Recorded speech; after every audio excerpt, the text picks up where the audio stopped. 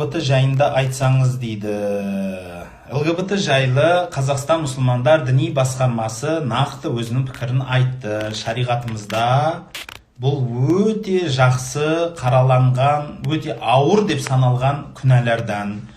Бұл негізі кешеге дейін науқас деп саналған адамдар, оларды кешеге дейін емдейтін, кейінірек аяқ астынан әлемдік тарихын оқысаңыздар, интернетте де жалпиып тұр.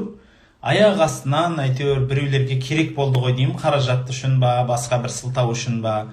Аяқ астынан бұл ауру емес деп табылды. Аяқ астынан барлық әлемдік деңгейдегі бір туризм, алды берді саясаттардың ішіне кіріп кетіп қалды. Аяқ астынан. Соған қарағанда бір қолы ұзын адамдардың жұмысы бұл. Одан басқа еш нәрсе емес. Дұрысын айтса.